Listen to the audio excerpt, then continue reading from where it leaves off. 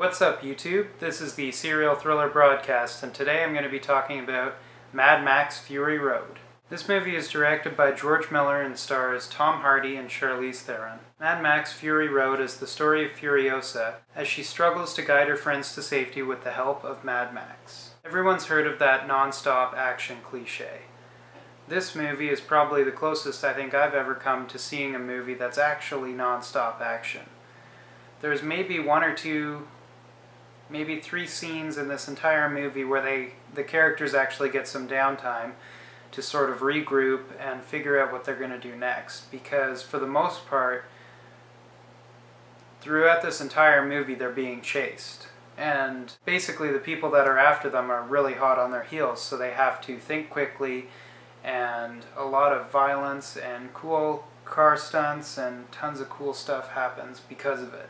So this movie was actually filmed, I think, in 2011, and it's taken a long time for it to come out, I think, because they ran out of money from all the cool practical stunts they were doing. Like, there was a ton of money invested in this movie for all the practical vehicles and the practical stunts, and you really get a sense of that in the movie. There's a lot of really cool wide shots that give you a huge sense of scale.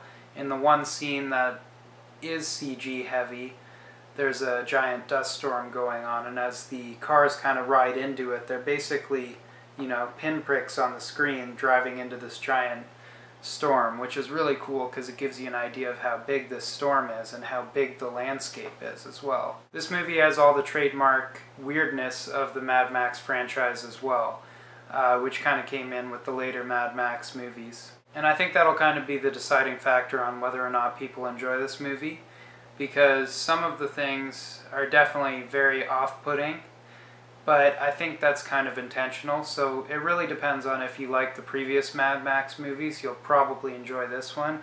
If not, then you might just enjoy it as an action movie, and if you don't enjoy action movies, you might not enjoy it at all. As someone who doesn't always appreciate the action genre, I thought that this movie did it really well, and it seemed different to me than the last, 15 action movies I've seen.